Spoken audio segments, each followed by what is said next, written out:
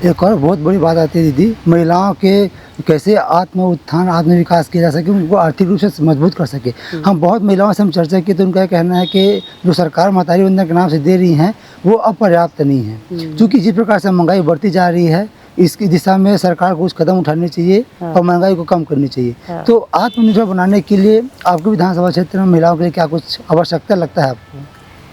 महिलाओं के लिए आवश्यकता तो है, समूह भी बना हुआ है और इसके लिए क्या है, महिलाओं को जागरूक होने की ज़रूरत है। और बहुत सारे ऐसे हैं महिलाओं के लिए कि बहुत से महिला समूह बड़ा अच्छा काम कर रही हैं, तो ऐसे समूह के माध्यम से उनको लोन की भी सुविधा है। समूह के माध्यम से जो है काम अच्छा वो लोग कर सकते हैं, लेकिन उसके लिए खुद को आगे आना पड़ेगा महिलाओं को भी। तो बहुत सारे समूह जो है काम कर रहे हैं, उसमें उनकी आर्थिक स्थिति अच्छी मजबूत हुई है। तो ऐसा हमारे पास आते हैं समूह के लोग, तो उनको हम खुद सलाह देते हैं कि आप एक समूह नहीं बना तो समूह आप बना लें। अगर समूह बना है तो कोई आप हमसे संपर्क करें, आपको हमारी ज़रूरत है तो हम आपको मार्गदर्शन करेंगे कि आप कोई काम आपको करना है तो समूह के माध्यम से एक अच्छा काम हो सकता है। आजकल बकरी पालन है, सुअर पालन है, वर्मी कंपोस्ट खाद बनाने का है, तो ऐसे बहुत सारे चीज़ है। अचार पापड़ बड़ी बड़ी बनाने का समूह के लोग देखें ना, कई जगह जो है यहाँ पे बीटीआई में महिला समूह लोग खाना बना के हॉस्टल के बच्चों को खिलाती थी, तो उससे उनकी आर्थिक स्थिति मजबूत हो रही। तो ये तो संभव नहीं कि समूह बहुत सारा तो बहुत सारे लोगों को सबको ये सुविधा दी जाए, ऐसा तो नहीं हो सकता है ना। लेकिन जो लोग करना चाहते हैं उनके लिए बहुत सारे ऑप्शन हैं कि कुछ न कुछ करके अपना आमदनी को लोग बना सकते हैं, आमदनी को बढ़ा सकते हैं। महतारी वंदन योजना को लेकर अब सवाल उठना शुरू हो गया है, क्योंकि एक बार दूसरा फेज लाने की बात किए थे, लगभग 2.5 वर्ष पूरा होने को है, दूसरा फेज नहीं आया, लेकिन बहुत सारी महिलाएं जिनको मिलती है वो मिल भी नहीं रहा है। और जिस प्रकार से महंगाई बढ़ती जा रही है, क्या सरकार लगता है कि सफल हो पाई महंगाई को कम करने के लिए, महिलाओं को विकास या फिर उनको आत्मविश्वास बढ़ाने के लिए? देखिए, महंगाई के लिए सफल तो हो नहीं पाई, बल्कि महंगाई और बढ़ गई है। अभी आप तेल का रेट देखिए 3000 पहुँच गया है, जो 2500 था 1800 था वो 3000 पहुँच गया। और अभी डीजल पेट्रोल का रेट 4 रुपये बढ़ गया, फिर बढ़ने वाला है बोल रहे हैं। गैस का रेट बढ़ गया। तो ये महंगाई तो लगातार दिनों दिन बढ़ रही है, तो ये इसके लिए सरकार को संज्ञान में लेना चाहिए। हम लोग कांग्रेस पार्टी के लोग हैं, हम लोग तो लगातार विरोध कर रहे हैं। आज भी हमारा एक विरोध प्रदर्शन है बेलर में कि हम तो पब्लिक के साथ हैं और पब्लिक के लिए लड़ाई लड़ने के लिए हमेशा हम लोग तत्पर हैं। तो इस तरह से महंगाई की मार जनता को पड़ रही है। ऊपर के नेता लोग नहीं सोच रहे हैं इस बात को। आज पूरा विश्व में युद्ध चल रहा है, वो युद्ध के कारण से यहाँ पर तेल आना बंद हो रहा है, तो इधर महंगाई बढ़ रही है। तो इसके लिए नरेंद्र मोदी जी को सोचना चाहिए, विष्णु देसाई जी को सोचना चाहिए। अभी सुशासन तिहार मना रहे हैं, लेकिन आवास का जो मैं कह रही थी, आवास के लिए बहुत छोटी छोटी बातों के लिए परेशानी है। उनके निराश्रित के लोग आए थे अभी 6 महीने से, उनको निराश्रित पेंशन नहीं मिला है।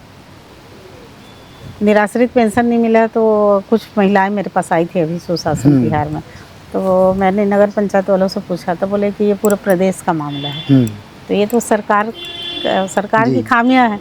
महतारी वंदन के बारे में जैसे बोल रहे हैं, महतारी वंदन लेकर के ये वोट ले लिए भारतीय जनता पार्टी ने, महिलाओं को साथ के 1000 दे के वोट ले ली।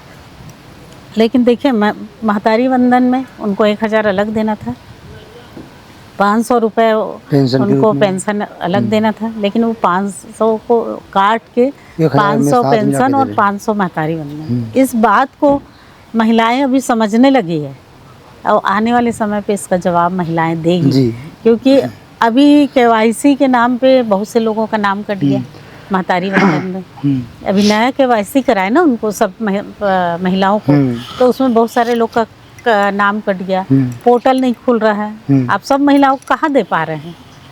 तो इस तरह की दिक्कत तो है। अब भले आने वाले समय पे ये 1500 कर देंगे तो और वोट ले लेंगे, फिर वो वैसे ही चलेगा जैसे अभी 5 साल चल रहा है। अभी पंचायत के लोग कितना परेशान हैं, पंचायत में मूलभूत की राशि नहीं आ रही है, एक काम नहीं करा पा रहे हैं। उन लोग विधायकों के पास आते हैं कि हमको कुछ फंड दो, हमारी पंचायत में कुछ काम नहीं चल रहा है जी। तो पहले जो 15वीं वित्त की राशि, मूलभूत की राशि, आपके समग्र की राशि, ऐसे बहुत सारे अलग अलग मद होते थे डीएमएफ का। तो ये सारे मद जो है बंद हो चुका है जब से भारतीय जनता पार्टी की सरकार आई है। इसलिए पंचायतों को ना कोई काम मिल रहा है और ना विधायकों को कोई काम मिल रहा है। सिर्फ विधायक निधि से पूर्ति नहीं हो सकता है। विधायक निधि में इतना 400 गाँव को कैसे कोई पूर्ति करेगा, और लोगों की उम्मीदें बहुत हैं। एक विधायक के तौर पर आपको क्या लगता है कि सरकार के पास वाकई में फंड नहीं है? क्योंकि सरकार का कहना है हमारे पास पर्याप्त मात्रा में फंड है, बस जो प्रतिनिधि बताएं कि उनको कहाँ पास काम करवाना, कितने पैसे चाहिए, क्या लगता है आपको? पैसे इनके पास फंड ही नहीं है। अभी आपको बताऊं कि ये हम लोग का विधायकों का टी होता है ना, अभी इसको मत डालिएगा, चलिए छोड़िए, उसको काट दीजिएगा। तो मतलब फंड तो नहीं है। अगर फंड रहता तो विकास त्वरित गति से चालू होता जी, है ना। लेकिन हम जब देखते हैं भूपेश बघेल की सरकार में आपने देखा होगा स्कूल बना है सब जगह में, प्राथमिक शाला स्कूल, बहुत सारे जगह स्कूल जो है, जब सरकार चेंज हुआ तो वो स्कूलों को वापस कर लिया। बहुत सारा रोड सैंक्शन था, रोड का पैसा वापस हो गया। अभी बार बार एक मेरा मगरलोड ब्लॉक है मेरे विधानसभा में, वहाँ का रोड सैंक्शन हो चुका था, प्रशासकीय स्वीकृति होना था। सरकार बदलने के बाद वो रोड कैंसिल हो गया, वापस भेज दिए वो लोग। फिर मैंने प्रयास किया उसको कि इसको कर दीजिए सर कह के, तो बोले नहीं 2023 का जो है उसको सब वापस कर रहे हैं, जो भूपेश बघेल सरकार के समय था जो उसको वापस कर रहे हैं। उन्होंने वापस कर दिया।